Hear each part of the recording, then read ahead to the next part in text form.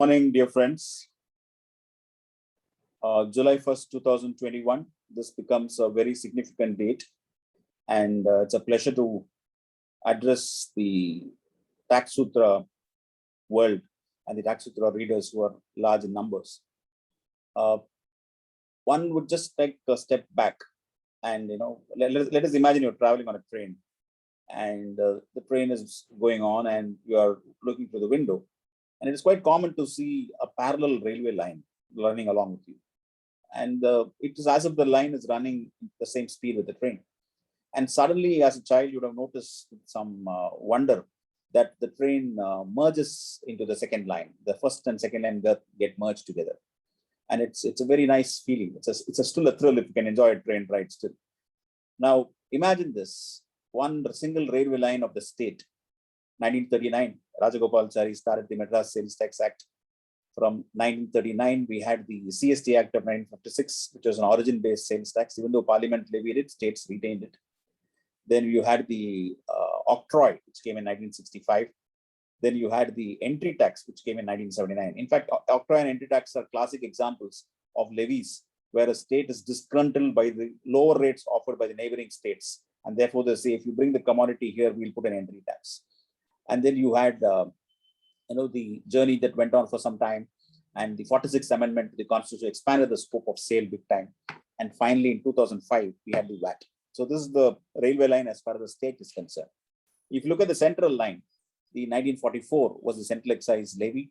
And then we had the countervailing duty through the Customs Tariff Act. Then moderate was a great beginning of the entire journey of GST, so to say, in 1986. And 1994 saw the first levy of tax on services, which really grew big time. And 2002 saw some kind of a service tax credit. And 2004 saw this beautiful cross-sector credit. So you had two parallel lines running, the state line and the central line. And 2017 was a grand merger of these lines. And it's a historic tax reform. Let's not take away that reform part of it. 4 years down the line, we cannot forget the fact that we lived with multiple taxes. We lived with the cascading effect. We lived with chaotic rates of taxes. We lived with multiple compliances. We lived with rate of tax wars. We lived with situations where you didn't have a market in another state because that would be a CST supply and the buyer would not be interested. All that changed overnight. So today, it is a real gain as far as industry, business, and consumers. One can simply say that the benefit has gone to the business, but the actual benefit goes to the consumer. With the lower rates of taxes, from an average of 32% indirect taxes, it's come to about 18. So it's still a fantastic relief, I would say, a big reform, a big ticket reform, which deserves definite credit. And 4 years down the lane, the reform remains, and the GST is still a very great development. Having said all the good things about GST, 4 years down the line, is there something available for course correction? Answer is yes. The course correction is mainly stemming from the trust deficit that needs to be addressed. See, what happens is that there seems to be, whether the policymakers or the subcommittees or whatever in the council, there seems to be an obsession to tinker with the law and change the law to address this menace of fake invoice racket. Well, it's a fact that fake invoice racket did exist and continues to exist in some small segments in the country, and it is not new. Before GST, it was called bill trading under VAT law. Under excise law, there were manufacturers who manufacture invoices. World over, in European VAT, you'll find carousel trading. So there is some element of misuse of the system, mining of the system that happens in all these laws. So my point is that you need to recognize that those things exist and try to arrest it in various ways you can. But in that process, you cannot suspect everybody. You cannot change the law for everybody. You cannot amend the rules multiple times to ensure that countless productive hours are wasted by businesses in trying to match the input tax credit. Today, it's a fact that businesses waste their time on GSTR 2A and 2B. That's completely not warranted, because this much of micro examination of input tax credit is not required. There is always an audit at a later point of time. There is a show cause mechanism available in the section 73 and 74. So there are enough windows available, enough safety walls built into the legislation that this kind of a controlled self-regulation is not required, because it's actually not needed. And once you look at it, that this is one small segment of something which you need to not be worried about the whole time. So the trust deficit has to be definitely arrested. because the compliance cost is going up and people are scared about the fact that they may miss an amendment because the amendments are so frequent. Every day, every alternate day, there is some kind of notification or circular and people are getting really, really stressed out in the process. So one way going forward in the next probably GST 5, GST 6, etc., is to slow down, look at why we need to change something and then deliberate. And most importantly, should talk to stakeholders, talk to professionals, talk to people who are in this industry for many years, people who are professionals in this many years, and understand what is the ramification of amendment. This is done for one particular purpose. Does it have some other impact? A provisional attachment provision, it can curtail a person's business. You can't just have a provision which says you can provisionally attach. If you provisionally attach, then what happens is that that person's business is choked, his bank is choked, he cannot deal with vendors, he cannot deal with customers, and he cannot pay his salaries. That's the Supreme Court made some observations on what is the scope of this provisional attachment. So one might say, no, this is required for dealing with ABC cases, but ABC only 3 letters in the rest of the alphabets. But the power, once it is conferred, the potential for misuse cannot be eliminated. That's as far as the second point is concerned. The third point I would suggest, and I would hope this is taken in the right spirit, is that when GST was brought in from 2017, it was something brilliant that so many states and the center could sit together and bring about a phenomenal change in the way taxes administered, taxes collected. And it's a fact that GST has contributed to the exchequer. From 86,000 crores, which was there in July 17, we have seen a peak of 1,20,000 crores and an average of 1 lakh plus crores for the last few months. Therefore, the collections are really good.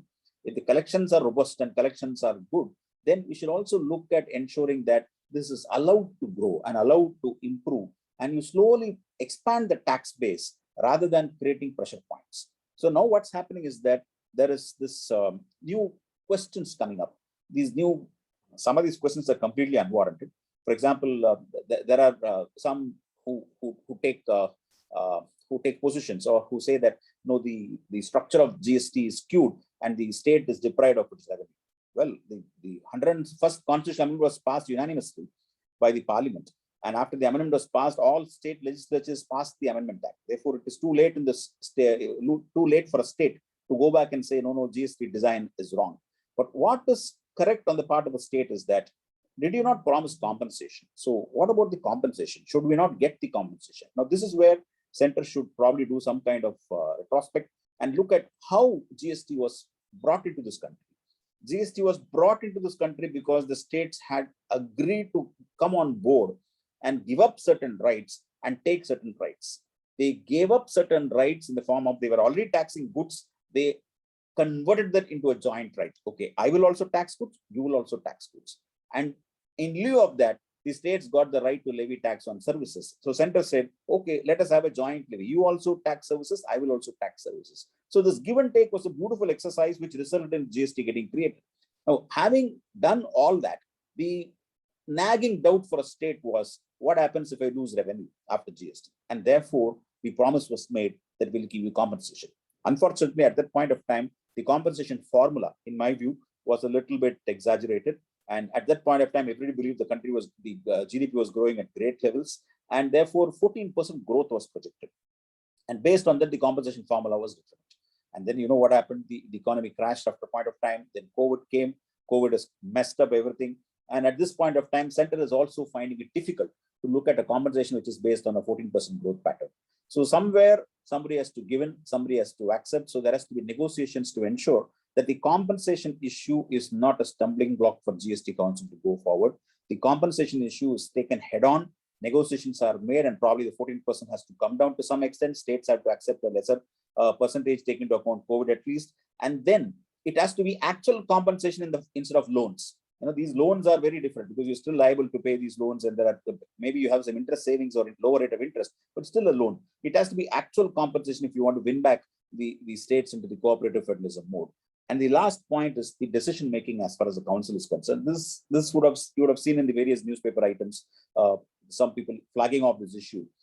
Very, very critical point is that there are a lot of decisions of the council which get reflected very quickly through notifications in the form of amendments to rules. So whether those rules are really discussed by the council and debated at the council is a very important point which some people have flagged. So from a transparency perspective, it is important that is discussed. And also, whether we need so many changes to the rules is something which I already talked about, and which is something the GST Council should go forward, because the GST Council is a brilliant mechanism, because you have for the first time everybody in one place and everybody discussing the same revenues of state and center.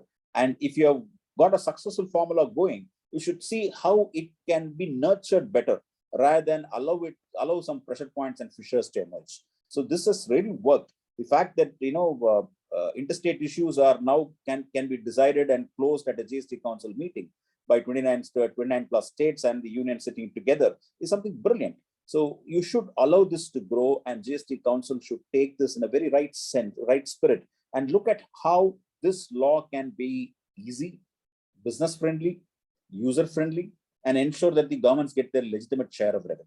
Because this is definitely the commodity taxes and the service tax that are going to stay. There is not going to be any other alternative. And therefore, we need to ensure that GST course correction that needs to be done, has to be done. And one should be careful in ensuring that the administration through the technology does not result in violation of the statute. See, today what is happening is that there are various technological aspects of the GST portal which determines the way a business is conducted, or which determines the way a claim is made. That should not be the way. Technology should sail along with the statute. So if there are situations where technology needs to be altered, then it has to be altered. In fact, one brilliant solution I would offer, if the council can look at it and they can take it forward, is that it is high time we de-link tax payment and return filing. Tax payment and return filing should be independent. If they are independent, like it was there in the previous regime, then a lot of issues which surrounds the delay in filing of returns would get sorted. So with that, I would conclude by once again wishing the government, the stakeholders, the industry, the GST Council for a fantastic achievement in the form of GST, and GST at 4 is really a growth story. Thank you.